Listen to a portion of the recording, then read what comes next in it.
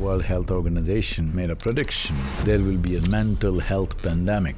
But this is not something that has to happen. If you want to fix this, you need to… Sadhguru, one of the most viewed gurus in the world. His mission is to raise every human being to the peak of their potential, who has built one of the largest nonprofit organizations in the world. We have more than any other generation ever had in terms of comforts and technologies, yet we are miserable people. You want to be something more all the time. That's why you suffer. Just tell me, is there one thing that human beings are not suffering? Somebody is poor, they suffer their poverty. Somebody becomes rich, they suffer the taxes. If they're not married, they suffer, get married. I don't have to say anything. You're making up a purpose to bring some meaning to your life. But if you try to enhance your activity without enhancing yourself, you'll only die of stress. What about trauma?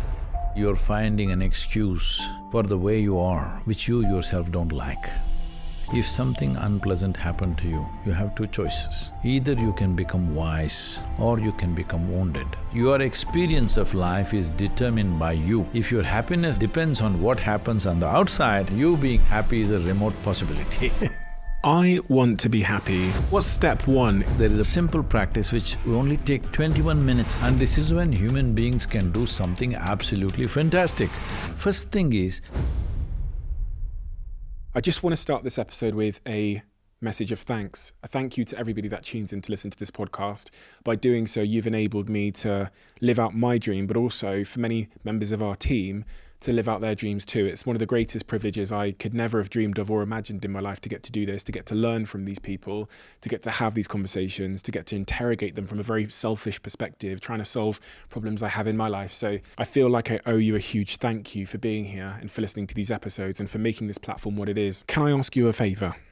I can't tell you how much you can change the course of this podcast, the course of the guests we're able to invite to the show, and to the course of everything that we do here, just by doing one simple thing. And that simple thing is hitting that subscribe button. Helps this channel more than I could ever explain. The guests on this platform are incredible because so many of you have hit that button. And I know when we think about what we want to do together over the next year on this show, a lot of it is going to be fueled by the amount of you that are subscribed and that tune into this show every week. So thank you. Let's keep doing this. And I can't wait to see what this year brings for this show, for us as a community, and for this platform.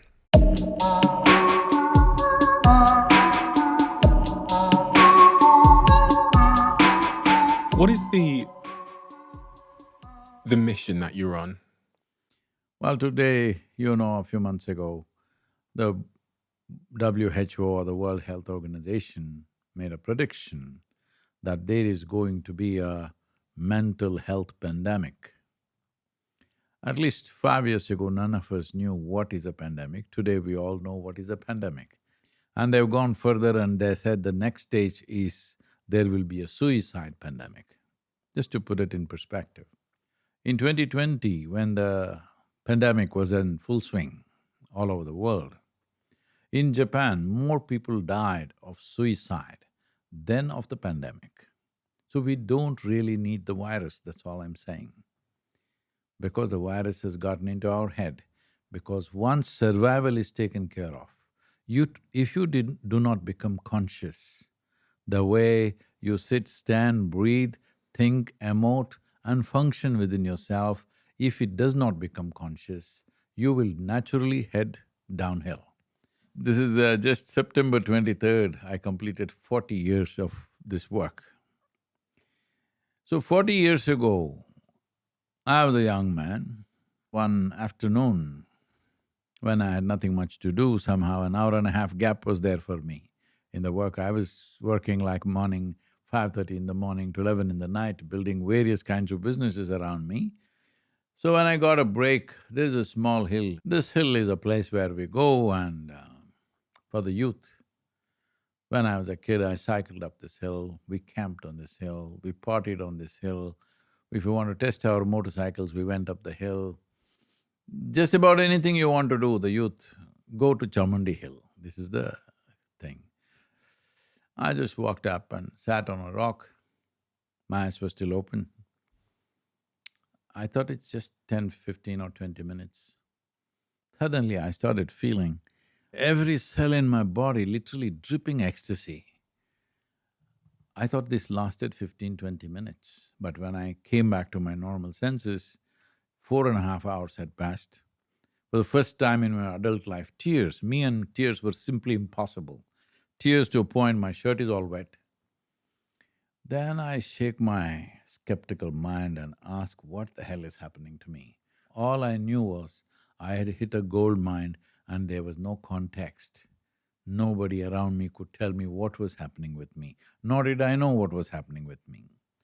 This is something that most people will experience in their lives. On a certain day when they're very happy, 24 hours feels like 10 minutes. Another day when you're depressed, 10 minutes will feel like 24 hours. Time is a very relative experience. When you're so blissed out, what is 2 minutes, it's 8 hours, 10 hours, just gone like that. So in about 6 to 8 weeks, I came to some kind of stabilization within myself and started experimenting as to what is happening to me. Then I realized, if I keep a little distance from my physiological and psychological activity that's going on, if I just remove myself a little bit, then within a few seconds or within a couple of minutes, every cell in my body is bursting with ecstasy. Now, this is not just my experience. Today we have it measured out in Harvard Medical School, how there is endocannabinoids are bursting out in people simply because they do a simple practice. So I made a plan in 2.5 years' time, I will make the whole world blissed out. I knew the methodology. If you just keep a distance, it'll happen. 40 years now.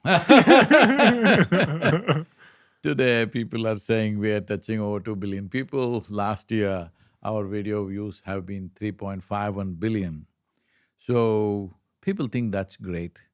But no, that is less than half the population as far as I'm concerned, because I started thinking I'll make the whole world blissed out. But people are committed to their miseries, either because of their beliefs or their ideologies or their compulsive behavior within themselves. So it needs to happen to the whole world. I don't see this as a mission, I just see this as an expression of my humanity. Suppose you hear a good joke, will you tell somebody who's dear to you, or will you cover yourself with a blanket and tell yourself? Of course, I'd tell everybody. Yeah, Pretend it was mine. that's all I'm trying to do, no mission. When My you- experience, I'm trying to just rub it off on people. Some stats for you that support what you said earlier. Someone dies by suicide in the UK every 90 minutes. 76% of them are male.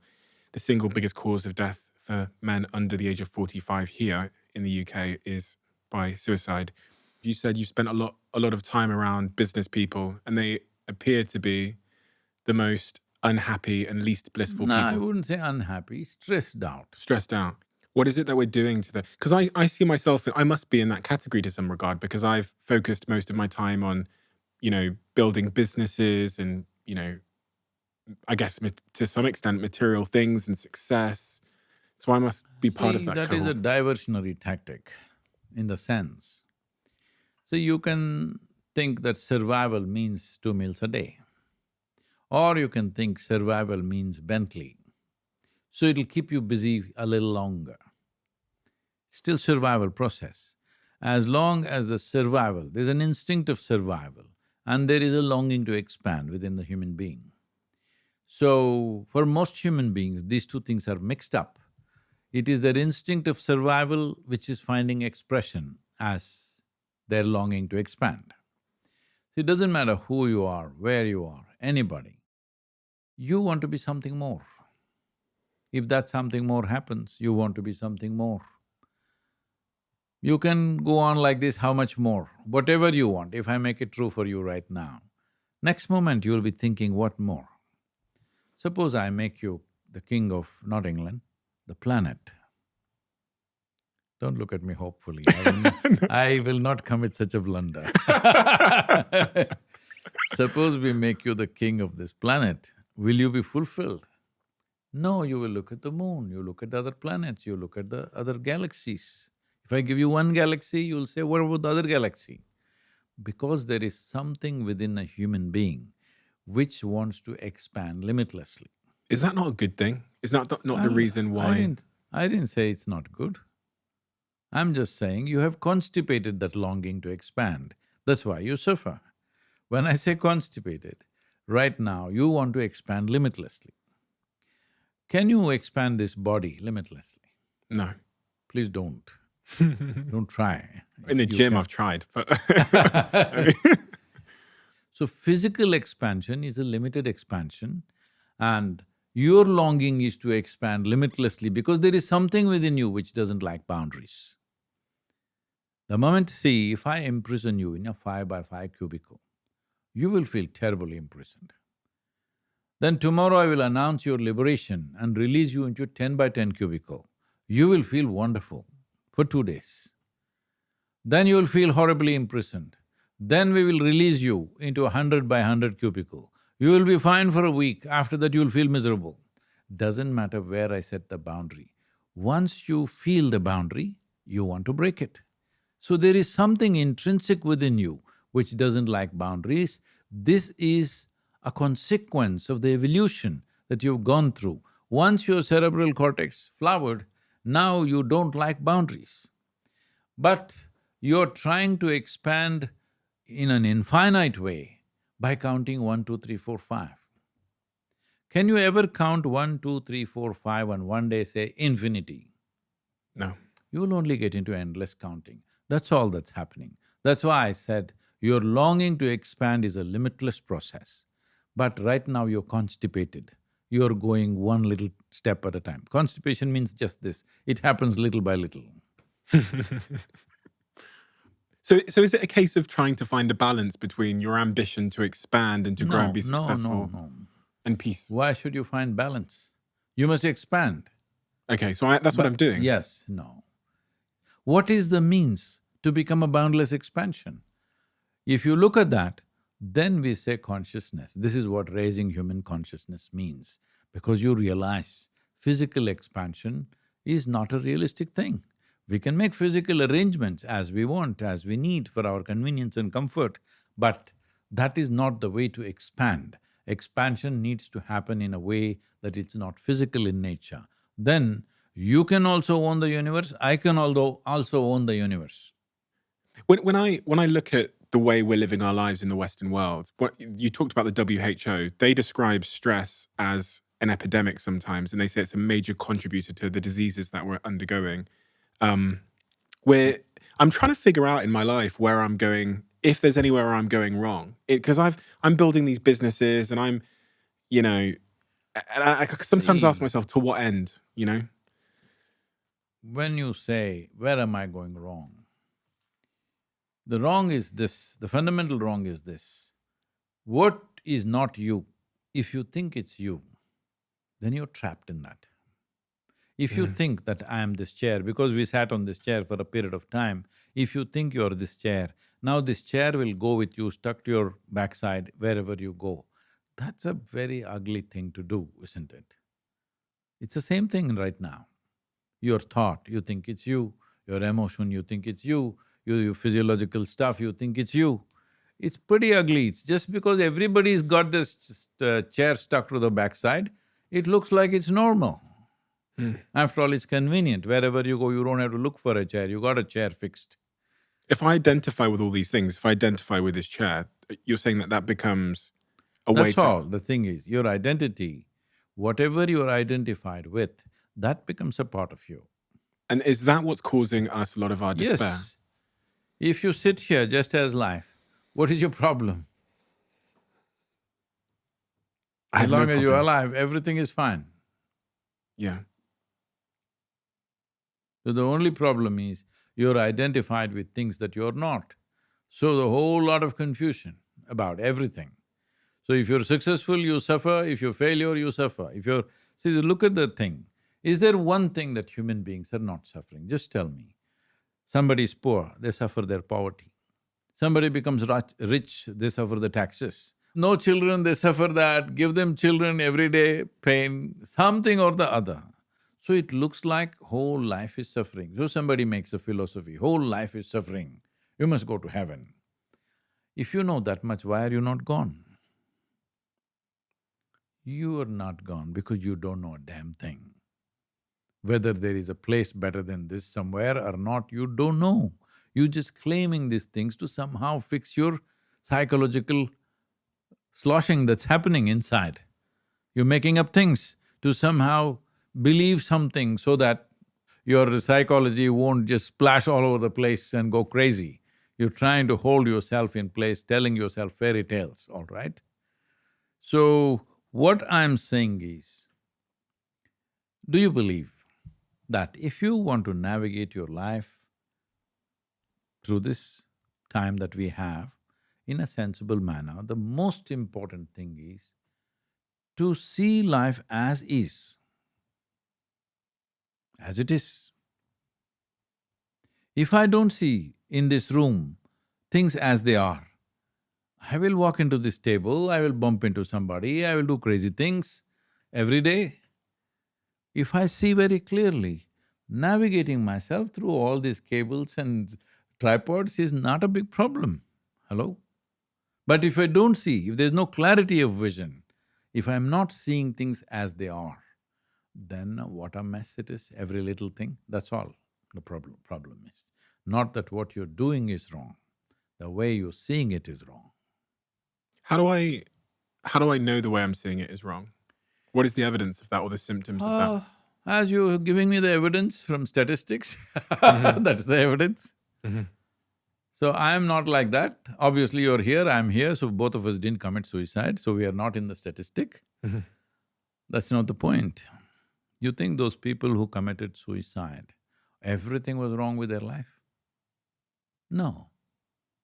Not everything was wrong with their life. A few things, as it goes wrong in your life, my life, everybody's life, some things don't work, all right? In everybody's life. Something doesn't work in the outside world. If everything is working for you, obviously you're living a very petty life. In my life, 95% of the things that I want doesn't happen, only 5% happens. Because I'm trying to fix everything in the world. Most of the things don't happen. So if anybody wants to die of frustration, it must be me, but I will not, because no matter what, I will die blissed out. I live blissed out, I die blissed out. Because what I do, what the situation is around me and how I am are never connected. I am the way I am, I'll do my best. Has it required you to train yourself to sort of disattach from… It is… no. See, this is all because… see, the problem is too much spiritual jargon is going all over the world because every idiot who's read 2 books can write a next book. If you read 2 books, there was a time when people read 10 books and then wrote 1 book, that was called plagiarism. Now they read 2 books and they write the 3rd book. Say your background is full of books. I hope you've not read all of them. I've only read 2 and I'm writing 1. Because just about everybody is writing. It's all right, it's freedom of expression, they can write what they want. But these are 2 things. There is expression and there is perception. Which should you invest in more? Perception. If you perceive well, your expression will be valuable.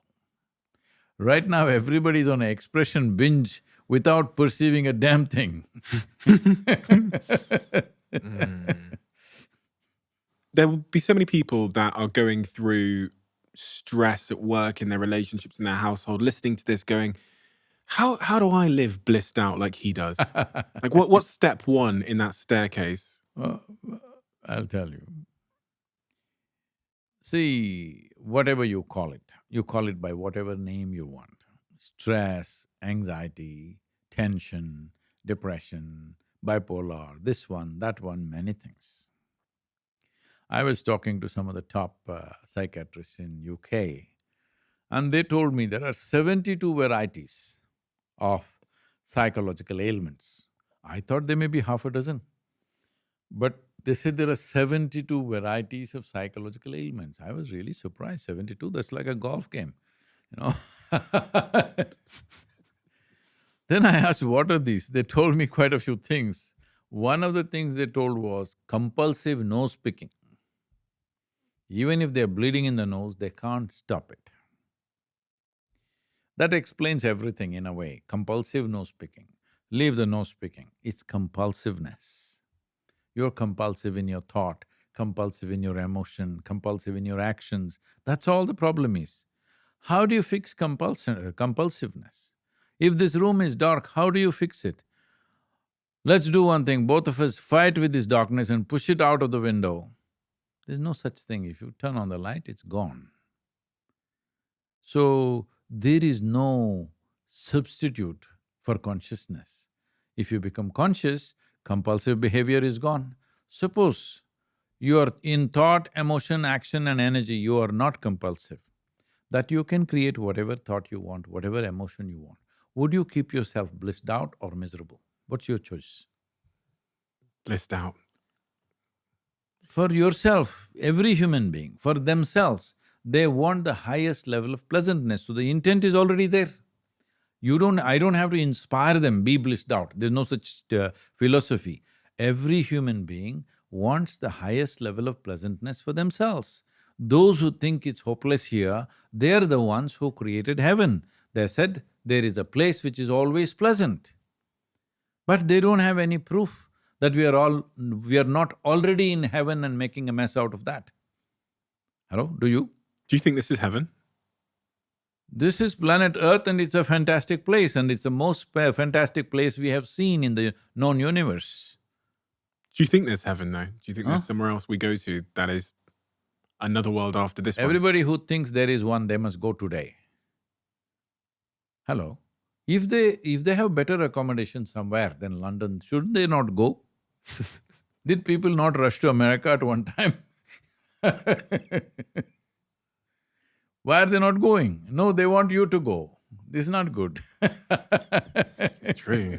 See, whatever kind of mental ailment you talk about, essentially, when your intelligence turn against you, there is no power in the universe which can help you.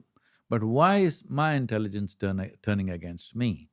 Somewhere we have not learned how to handle it, isn't it?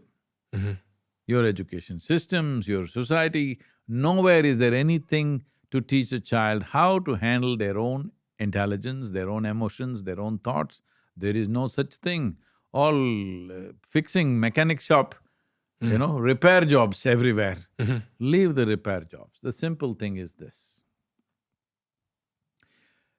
The reason why people are struggling with this is they have,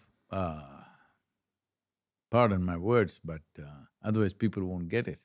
They have a mental diarrhea. This doesn't create anything except distress.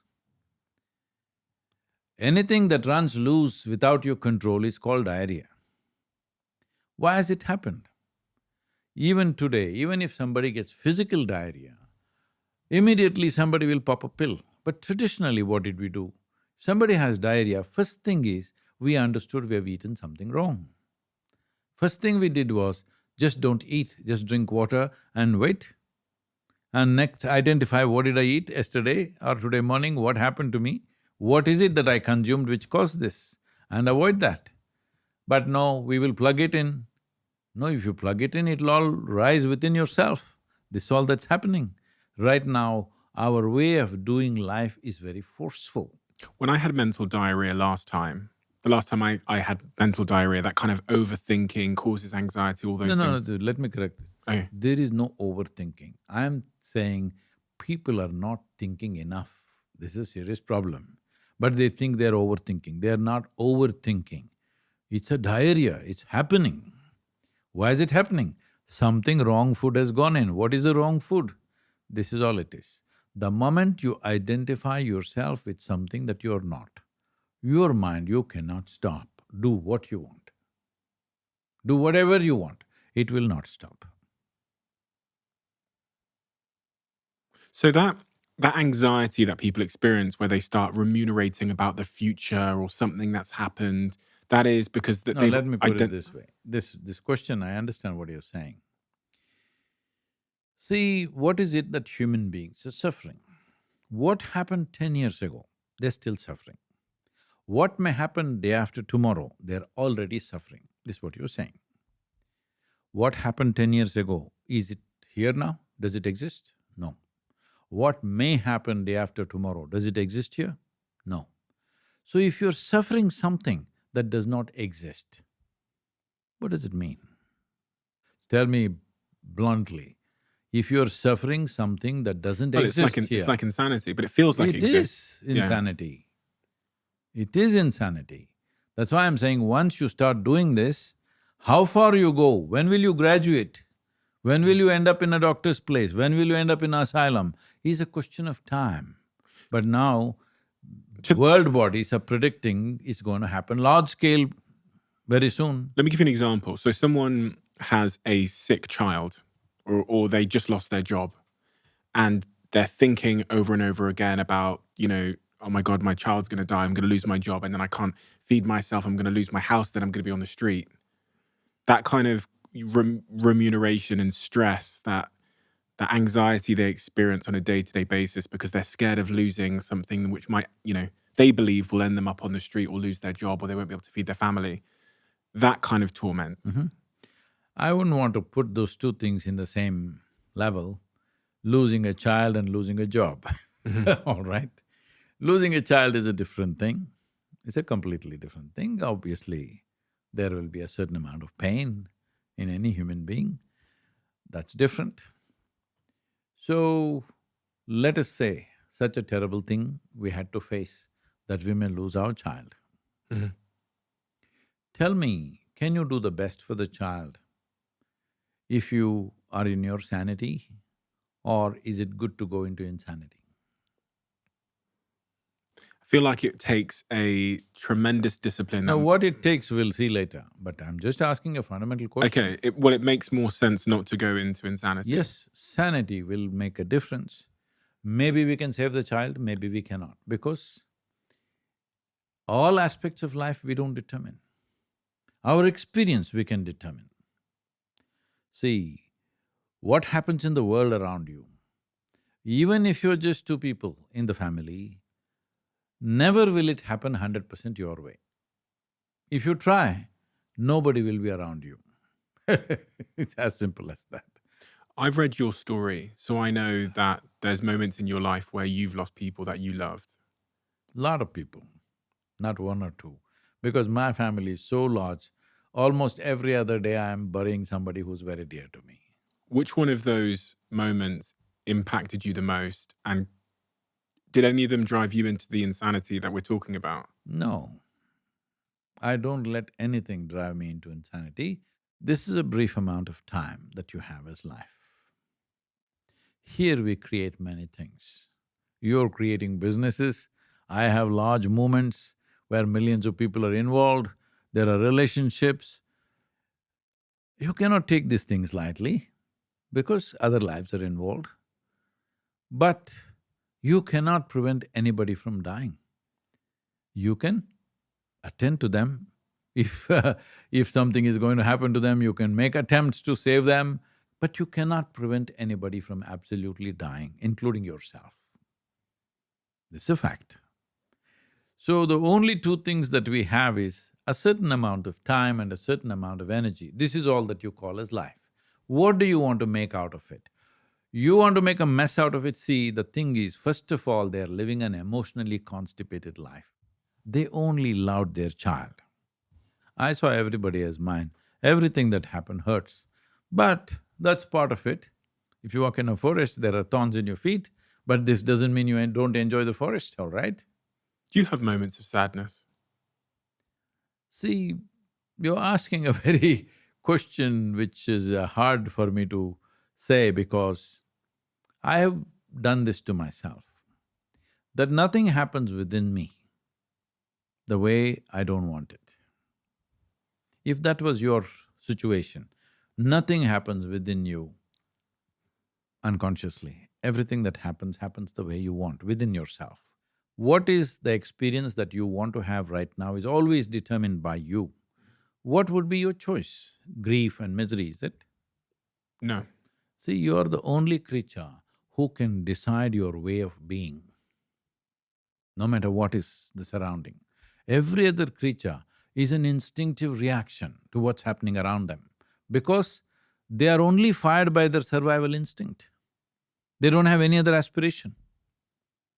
Once their stomach is full, their life is settled. For a human being, stomach empty, there's only one problem.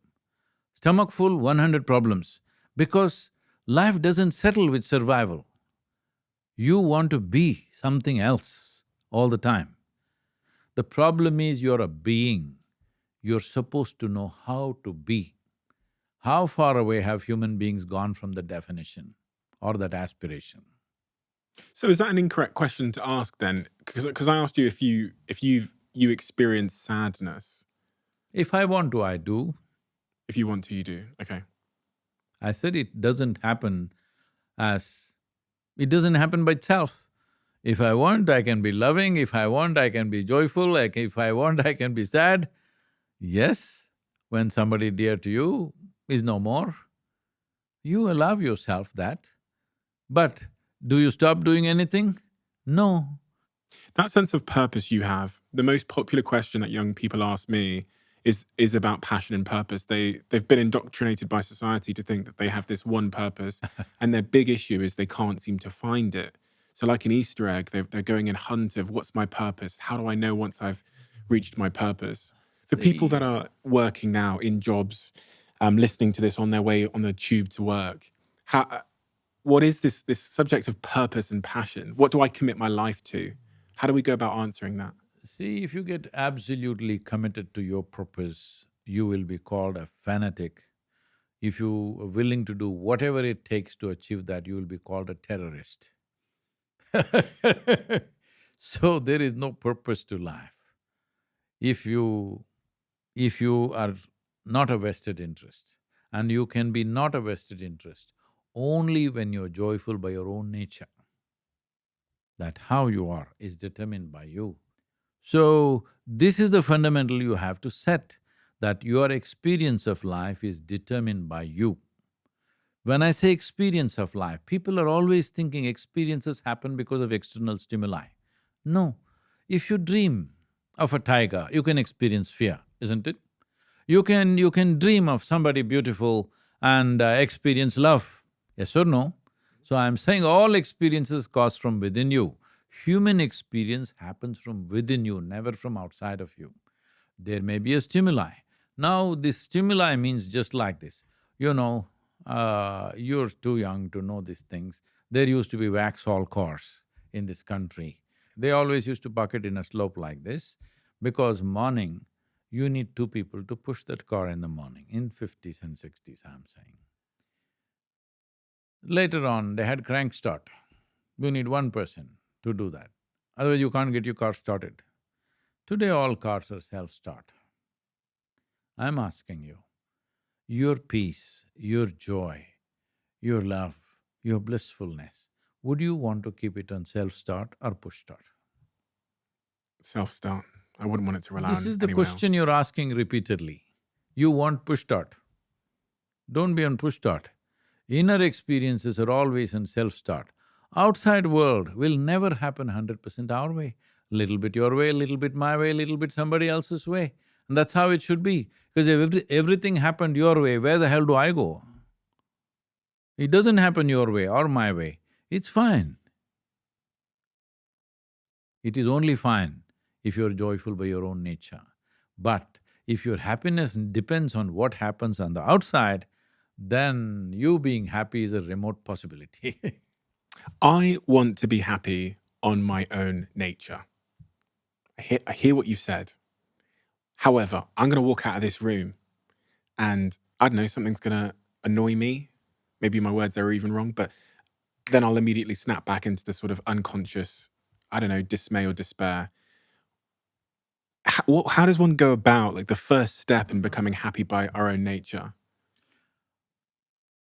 Do you think your life is worthwhile? Your life is worth investing about 32 hours of focused time upon it, your life. Yes.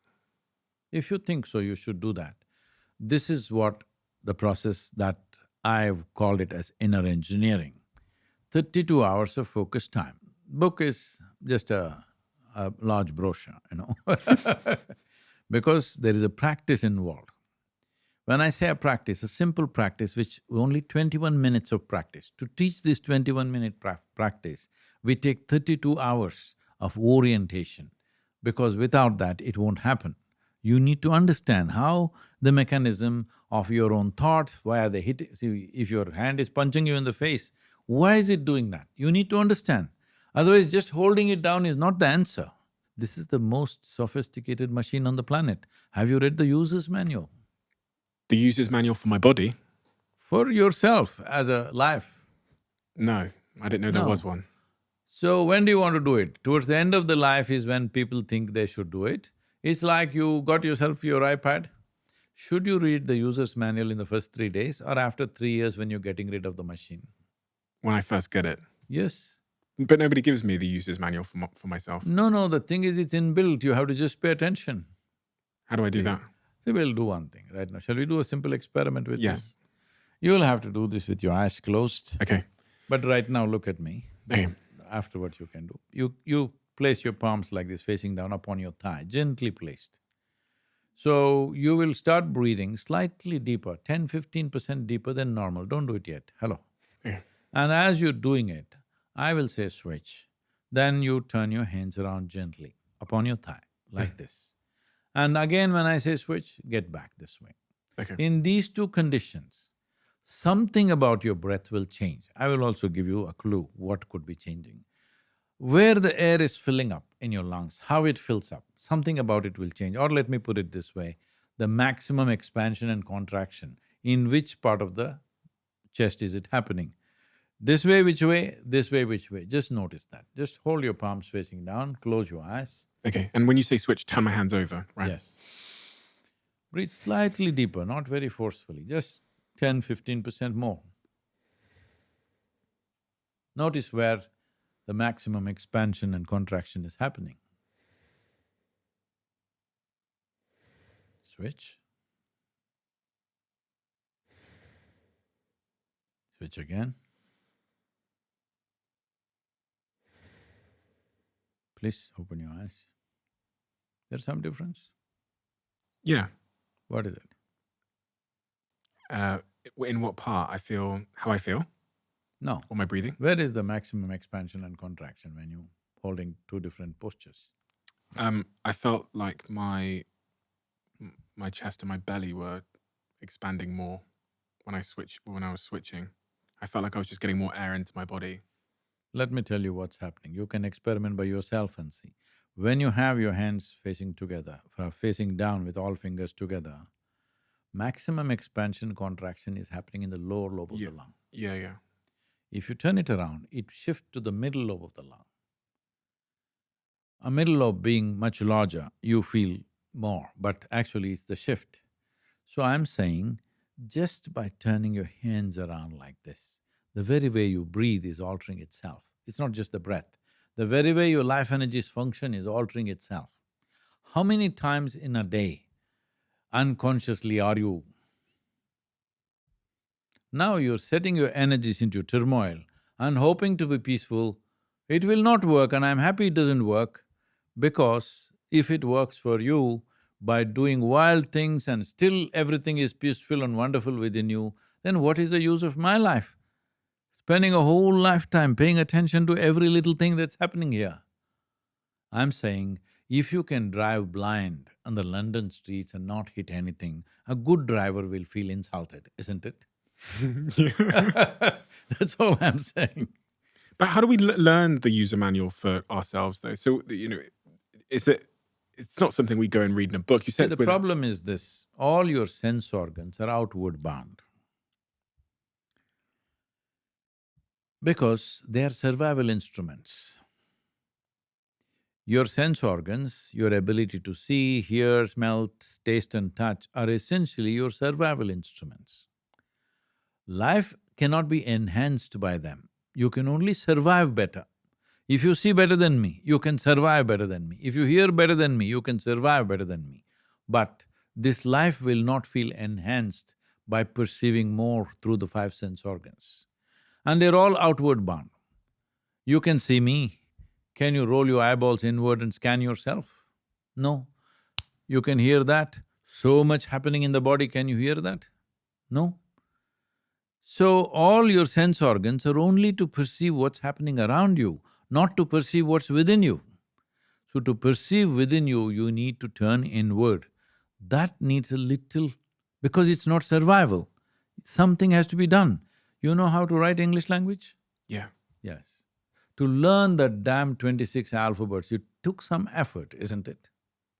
Hello? Yeah, it did. It Yeah. took some effort and it took some guidance, because anything that's beyond survival needs striving. That striving is missing in the society. There was a time where in the civilization that we refer to as Hindustan or Bharat, or today being the political country is being called as India, in this culture, 70% of the people were invested in inward well-being. Because of that, they became super enhanced. Because of that enhancement, they became so wealthy in everything, rich in mathematics, rich in astronomy, rich in business, rich in trade, rich in industry. It was the richest nation on the planet just 300 years ago. See, everybody from here, whether it's English or French or Portuguese, everybody went to India. You think in search of poverty? In search of wealth, isn't it? It became like that effortlessly, without conquering anybody, without having large armies, because people invested in enhancing themselves. I'm telling you, if you try to enhance your activity without enhancing yourself, you'll only die of stress. This is what is happening to, unfortunately, whole lot of CEOs. I'm concerned about this because a CEO means you gave something that is important, that needs to happen in the world, into his hands, his or her hands. And if they are stressed out, what misery will they create for the rest of the world? It's very important. That journey to taking care of ourselves, like I had to learn how to read a book or to learn language. No, I'm saying anything that's not survival Yeah. will not come naturally, you have to strive. The society has to create that longing. Being peaceful and joyful is more important for a human being's experience of life than me being better than you. That orientation the society has to create, isn't it? I agree. I agree. It just seems like there's such a powerful narrative coming from social media, magazines, TV, movies that are Yes, I'm not denying that. making us individualistic and It's not even individualistic, it's always about me being better than you. It started from the kindergarten school. There itself they told you, I am first rank, you are third rank. From there it started, I am better than you. So, the whole life is about being better than somebody means, essentially what it means is, I enjoy your failures. Does it sound like joy to you or sickness to you? sounds like a sickness. It is a sickness. We're building into our children right from day one. What about trauma? I was thinking about early trauma and how that drives us away from a life of contentment and drives us towards, a life where we might end up in prison or we might be dysfunctional in other ways because of something early that happened when we were 7 years old. It could be a small thing or a big trauma that has orientated us to be greedy or to be selfish or to be, in the worst case, maybe to hurt others. See, essentially you're finding an excuse for the way you are, which you yourself don't like. See, if something unpleasant happened to you, you have two choices. Either you can become wise or you can become wounded. Choose. More unpleasant things happen to you than anybody else. You must be the wisest man soonest. No, you choose to be wounded because you carry this wound like a badge and so that you can cause the same wound to others. What's the point? When you know the pain of it, how do you do the same thing to me? But it becomes a survival No, technique to see, some there people. is no excuse. The thing is just this. Instead of intelligently, consciously responding to life, you are reacting like any other creature, that's all. So something bad happens to me when I'm 7 years old, and these neurons fire in my brain that make me react badly. This is all WhatsApp neurology. Whoever told you these things? Right now, we have a research center in Harvard Medical School in Beth Israel Hospital, okay? Right now in October, this month, on 17th to 21st, we have a international conference there. In these 5-6 years of its existence, they have done a lot of study. One thing they found was, I can't go into all the scientific things, I'm not a scientist, but one important thing is, this simple 21-minute practice I'm talking about, people who did this for over 6 to 8 weeks, the endocannabinoids in their system is 70% higher than what is considered to be normal. What is normal for a happy person, it's 70% higher than that. You know what's endocannabinoid? No. You know what's cannabis? Yeah. Yes. Every human being has cannabis receptors. This doesn't mean that this body was created to smoke cannabis. You're supposed to produce it. When you don't produce it, you try to substitute from outside. That's a different matter. Let me not go into that aspect. But 70% higher, what this means is, it is about 23% higher than what happens in sexual orgasm or extreme exercise. Simply sitting here. So if you felt like that every moment of your life, do I have to tell you, don't rob, don't kill, don't do this? No. No. That's all you need to… We've not fixed that one thing. See, when you were a child, when you were 5 years of age, you were just bubbling with joy by your own nature, isn't it? Somebody had to work hard to make you unhappy at that time. But now somebody has to work hard to make you happy. What happened to the equation? If you had really grown up, 5 years if you're that happy, by the time you're 31, you should have been ecstatic. Isn't it?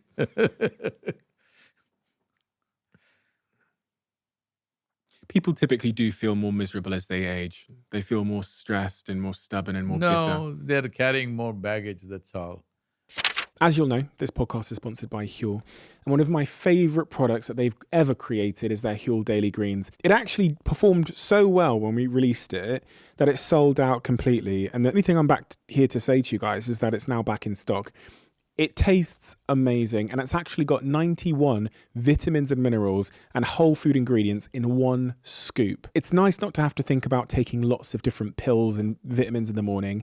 I can just take this, and I know that I'm giving my body a good dose of all the vitamins and minerals that it needs every morning. It's a lot better tasting than having to force down some of the other green powders I've tried, and it's really reassuring to know that I'm looking after my body properly. Unfortunately, and currently, this product is only available in the US. So anyone in the USA, head to Huel.com to get it before it runs out again. But anyone that's not in the US and wants it to come to their country, please send me a DM, a direct message, and I'll speak to the team at Huel in our board meetings, and I'll let them know that you want it in your country. Quick one. Just want to talk to you about our sponsor, super quick, called LinkedIn Jobs. Hiring is one of the most important steps in your business, and without good people, there is literally no company. Trust me, I found out along the way that your business is nothing without good people. You want to be 100% certain that you have access to the best candidates available, and that's why I need you to check out LinkedIn Jobs. LinkedIn Jobs helps you to find the right people for your team faster and for free. So when I'm expanding any of my teams in any of my companies, I go straight to LinkedIn, and I'd highly recommend you do the same. There are simple tools like screening questions, which make it easy to focus on candidates with the right skills and experience, so you can quickly prioritize who you'd like to interview and hire. It's why small businesses rate LinkedIn Jobs #1 in delivering quality hires versus leading competitors. LinkedIn Jobs helps you find the qualified candidates you want to talk to faster. Post your job for free at linkedin.com/DOAC. That's linkedin.com/DOAC to post your job for free. Terms and conditions apply. You said something earlier about humans are the most intelligent species on Earth. Aren't we? You have a doubt about that? For now. Artificial intelligence. I wanted to ask you about this. No, artificial intelligence, we'll come to that. First establish this. Artificial intelligence is created by human beings, isn't it? Yes. Then how did it become more intelligent than me? Read more books? No. See, everything, everything that's man-made here in this world came out of human intelligence. And it's still not a full expression of our intelligence, still there are many, many more things we can do. You are thinking mind means, intelligence means just intellectual process, because of that you think the phone is smarter than you, because it has better memory and it has better computing process. So all those who are on one-dimensional intelligence, which is intellect, which is a European problem if you ask me. You're exited, but still you're European, in culture. I know you Brexited, but so it's in Europe that suddenly human thought became very eulogized. Why it became like this is the dogmatic religious beliefs which did not allow people to think for themselves. If you thought anything other than what's written in the book, you're dead. They made this for few centuries, so suddenly when they broke away from that and started thinking for themselves, they suddenly thought this is liberation, and they eulogized human thought, and we crafted the whole education system on the planet based on that. Today you're just using one dimension of your intelligence, which is intellect. Thought process is thought to be everything, where one of them went to the extent of saying, I think so, I exist. What are the other dimensions of human intellect? Will come, will come. I'm asking you, do you exist because you think, or because you exist you think? Because I exist, I think. Yeah. You may think if you want, or you may not think, it's up to you. So because you exist, your existence is important. Your existence, is it because you're seeing me that you exist? Even if you close your eyes, you still exist, isn't it? Yeah. If you don't hear anything, you still exist. So your existence is fundamental. These are all activities of seeing, hearing, smelling, thinking, emoting. These are all activities of your existence, the life that you are. But we got it all upside down, and how do you expect it to work? Because another aspect is, if I ask you a simple question, would you want your intellect to be sharp or blunt? What's your answer? Sharp. Sharp. If I give you a sharp instrument, let's say we give you a very sharp knife, now you must be very conscious how you move your hand. If you're little la kind, la, if you do, intestines will come out. Yes or no? Yes. We don't give a knife to a child's hand only because of this, because his hand is not steady, not because knife is dangerous. Never in the history has it ever happened a knife jumped up and stabbed somebody. It never happened, believe me. I've been following the news. It is only the hand that wields it. It can cut a vegetable and make you meal, or it can do surgery and save somebody's life, or stab somebody and take their life. All these things the hand can do, not the knife. So right now, your intellect is a sharp instrument. Once you have a sharp instrument, you must know how to hold it. This is simply not there. Everybody's cutting themselves up and they think something is wrong with life. You can call this stress, anxiety, misery, whatever you want.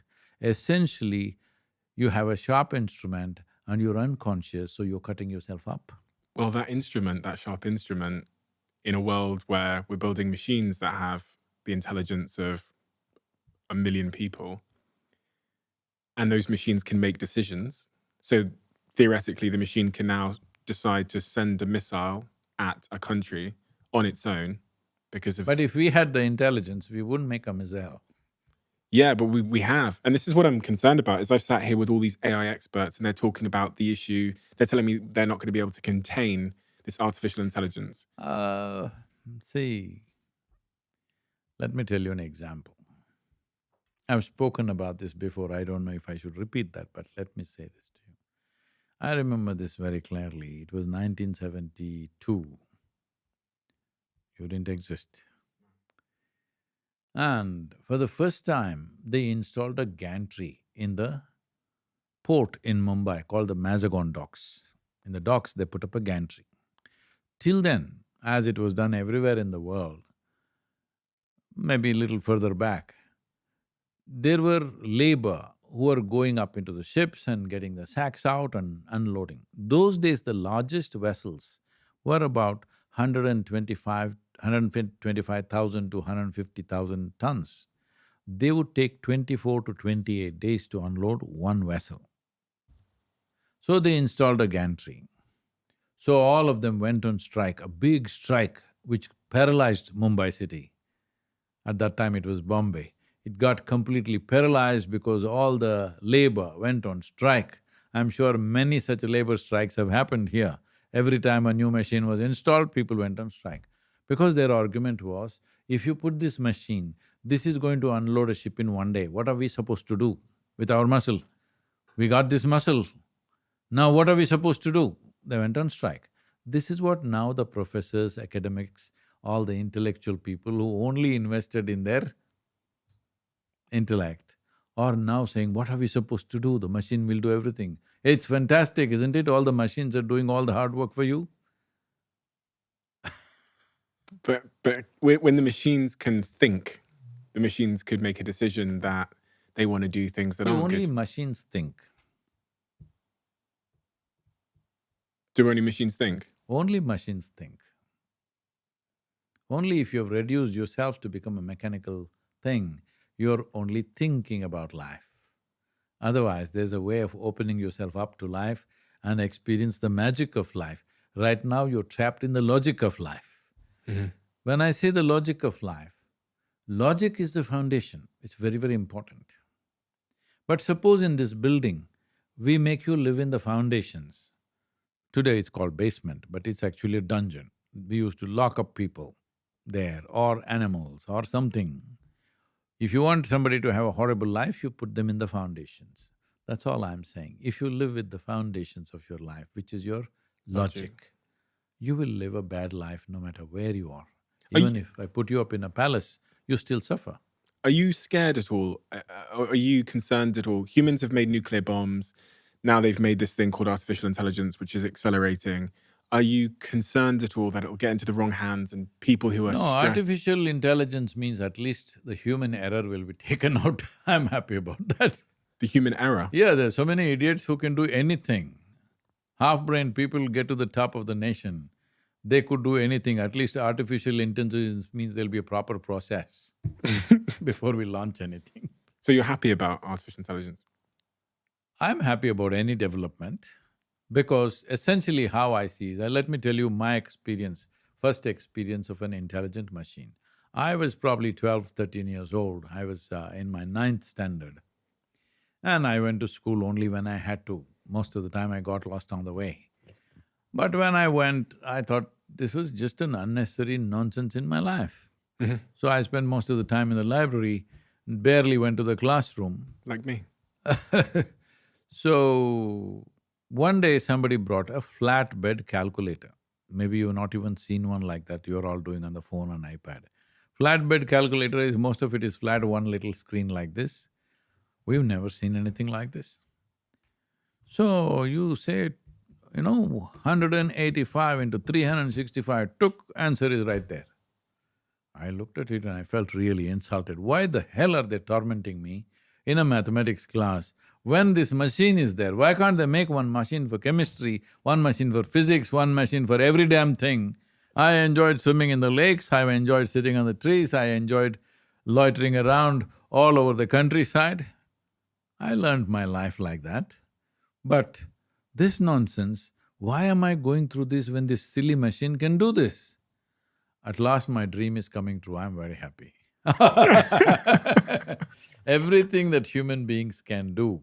See, this silly mentality, what will happen to our jobs? Why do you need a job?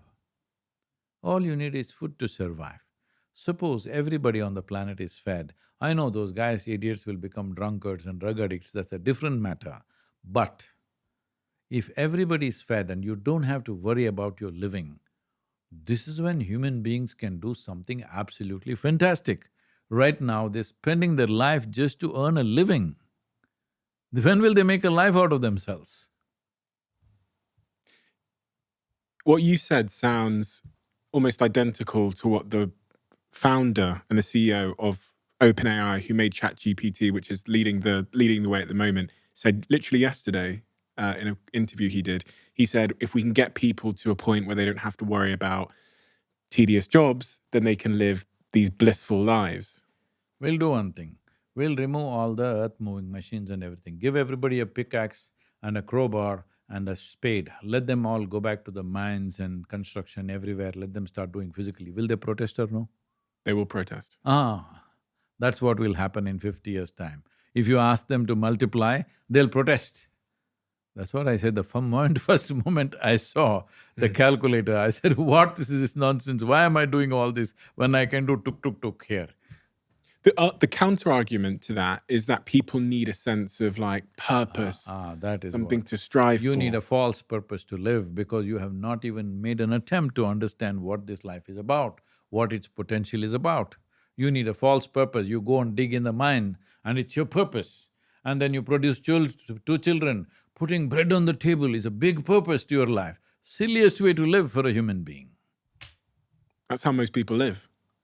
Unfortunately, that's the kind of world we have created. And the world that if you could wave a wand now and create a different world, which I know you're trying to do. In fact, you're building a city in America, right? You're part of a project. This is why I find it so fascinating, because I look at the way we've designed society and it's so stubborn in the way we've designed it. I often wonder if we're going to have to go back to a blank canvas and redesign it again from the ground up. That's never going to happen. Where is a blank canvas? How do you create a blank canvas? That's never going to happen. The desert somewhere? You have to slowly see. The thing is, this happened. Can I tell you a joke? Please. One day a cardiologist, a famous cardiologist, a doctor, went because he was driving an Aston Martin and it gives trouble, He went to the garage and the mechanic said, yes, doctor, leave the car here, evening I'll have it ready. The doctor took the taxi and went to the hospital and came back in the evening. The mechanic had not even touched it. Then I said, hey, why is it not ready? Oh, no, doc, this, that. Tomorrow morning, I'll have it ready for you. Tomorrow morning he came, car was not ready. I said, hey, what are you trying to do? Why is it that you're not doing? Then mechanic said, see, I fix your engine, you pay me 500 pounds. But you fix somebody's heart and they pay you 50,000 pounds. Why is that? You fixing an engine, I'm fixing an engine. Doctor said, try to fix it when it's running. If you could demolish everything and rebuild, it's very easy. The thing is, you have to rebuild it when it's on. That is the whole challenge, isn't it? That goes for an individual human being, that goes for the society, that goes for the world. We have to rebuild it when it's still functioning. After you demolish means, are you inviting a nuclear holocaust so that later on we can rebuild it? It's not a good idea. No, that's not what we want. And that's why the practice that you described matters, because it doesn't matter even if you're manning a nuclear bomb. Let's say it's your job to press the button, you're waiting there. If you're miserable, frustrated, depressed, even without a command you may press if it was in your hand, sometimes it may happen. But if you're joyful, blissful, naturally you look… See, this is something people don't understand. People think love brings them happiness. It's not true. If you're very joyful, you will look upon everything in a loving manner. Because what you call as joy, love, let me put it this way. If your body becomes pleasant, we call this health. You want it? Yes. If it becomes very pleasant, we call it pleasure. You want it? Yes. If your mind becomes pleasant, we call this peace. You want it? Yes. Only to create pleasantness in your surroundings do you need the cooperation of various people and many forces around you. But to create pleasantness in your body, mind, emotion and energy is 100% your business. If you were the only person on this planet, would you know whether you're good or bad? I wouldn't know. So it is only by comparison that you know that you're good. But if you were the only person on this planet, if you were joyful, would you know you're joyful? Yes. That's important. So you're saying focus on joy and how we feel versus good or bad? No, I'm not saying focus on joy. I'm just saying, you understand this, your interiority can happen 100% your way if you're willing. External things will not happen 100% our way. We have to strive. Some things happen our way, many things don't happen our way. But internally, if you're happening your way, you will keep yourself very pleasant. When you're pleasant, we can expect pleasant things from you. When you're unpleasant, I expect pleasant things from you. Where is it going to happen? People, in the name of religion, in the name of love, in the name of caring, they've done terrible things, isn't it? Most horrendous things have been done.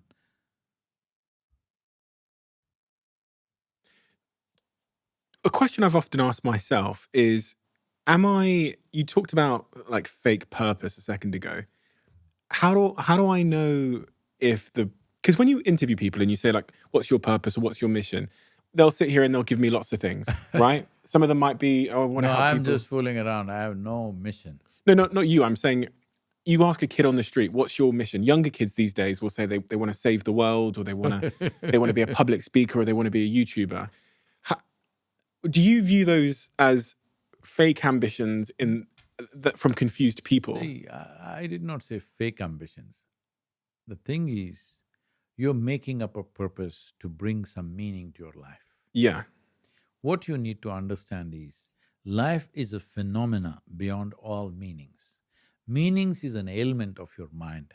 Only human mind needs meanings. Sun comes up in the morning, doesn't need a meaning.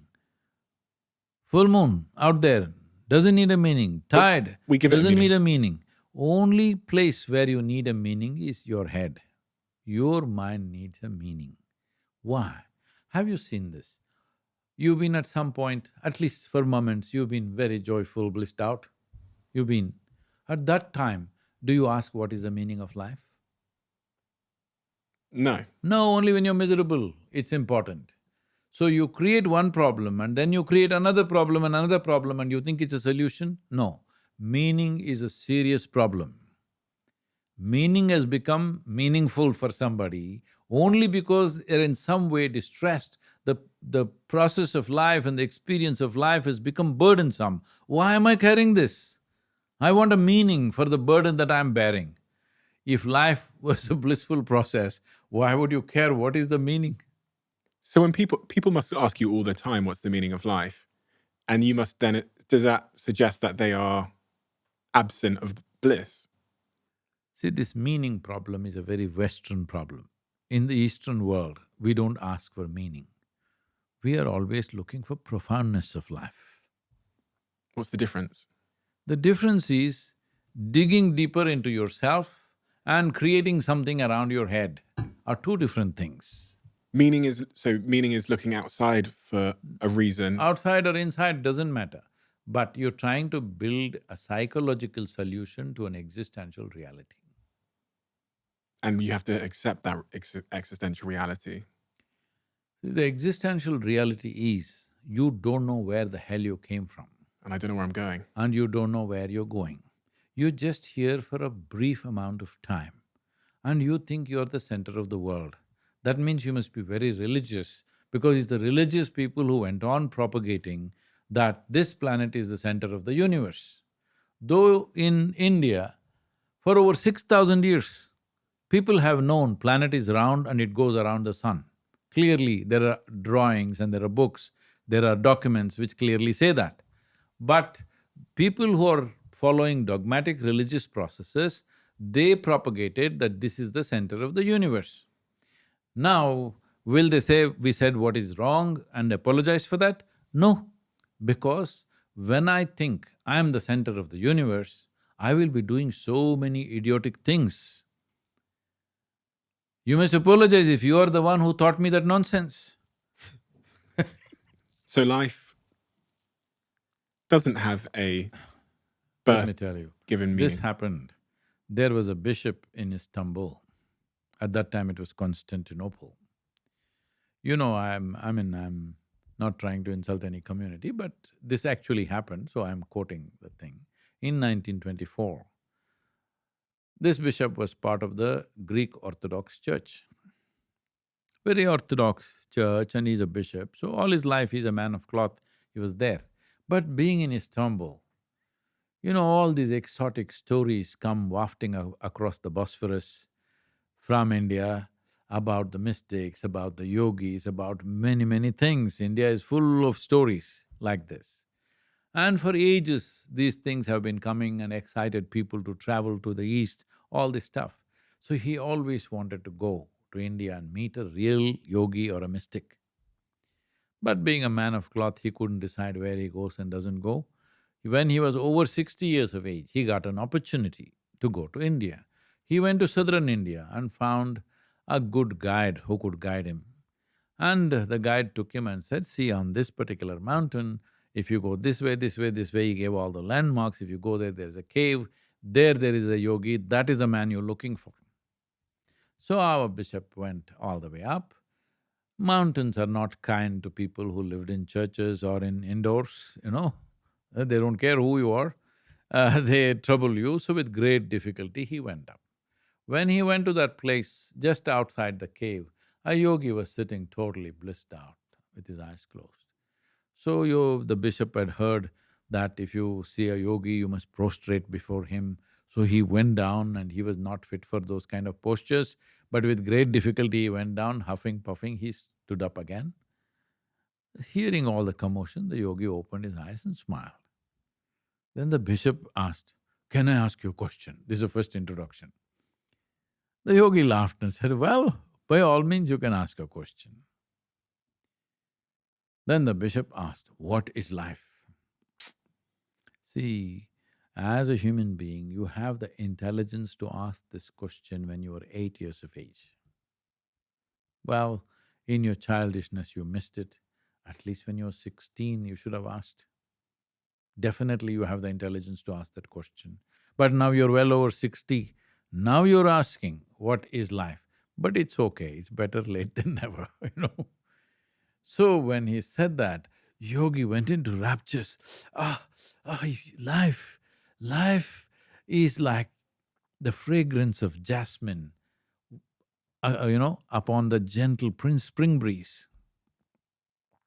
The bishop said, what? Fragrance of jasmine upon gentle spring breeze? My teacher told me, life is like a thorn. Once it gets into you, if you sit it hurts, if you stand it hurts, if you lie down it hurts. And you are saying it is like the fragrance of jasmine upon gentle spring breeze. Then the yogi laughed and said, well, that's his life. You must understand, your experience of life is determined by you. It's your choice.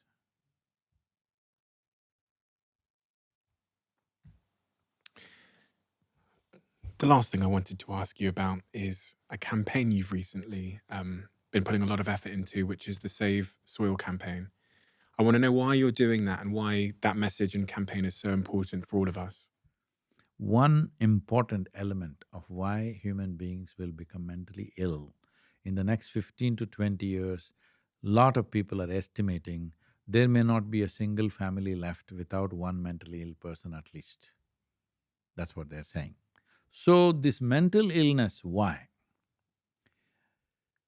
See, one thing is, in the last 100 years of industrial level of agriculture, one thing that's happened is, we are only seeing soil as a resource. Soil is not a resource, it's your source. It is the source of your life. It is the largest living substance or system on the planet. If you take a handful of soil, it has 8 to 10 billion organisms in it. It is the most intense life and the largest living system, not just on the planet, in the known universe. It is the largest living system. But still, over 80% of the nations are treating soil as a resource, which they think they can fix it by adding a chemical or take away a chemical. Let me come to this very quickly. What is the problem? See, if today all the insects disappear from this planet, in another 2.5 to 4 years, all life on this planet, including you and me and plant life, everything will be gone. Insects go away. If all the worms go away today, in the next 1.5 to 2 years or 2.5 years, all life on this planet will be extinct. If all the microbes go away, we both of us disappear within the next few seconds. This is the reality. They are the foundational life. We are the cherry on the cake.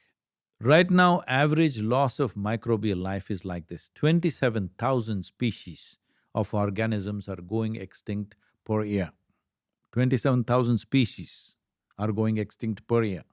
At this rate, it's estimated in the next 25 to 40 years, we will come to a place where it'll be very difficult for human beings to find basic nourishment on the planet. First thing that will collapse is your software. That's what you're seeing in terms of psychological ailments. That's not the only reason. All those things are there, but the most important thing is lack of nourishment. Just to give you a perspective, some studies have been done in California. What they are saying is, in 1920, if you ate one orange, what nutrients you got from that? If you want that today, you need to eat 8 oranges. Has there been a day when you ate 8 oranges in a day? No. This goes for everything else. You are eating empty food which doesn't have richness. Just look at the Google map. Don't go by what I say. Just look at the Google map of the world. How many green patches, how many brown patches? It is terrifying. We have a closing tradition on this podcast where the last guest leaves a question for the next guest, not knowing who they're going to leave the question for. Who was that guy? I can't tell you. It's a secret. Their question to you, not knowing who it was for, they didn't know it was for you, is what in your heart of hearts matters to you? I have only one heart, that also I gave away long time ago. Heart of hearts, I don't have all those things. I broke my heart into 1,000,000 pieces and threw it away in the world. I live not because of my values. I live not because of my morality.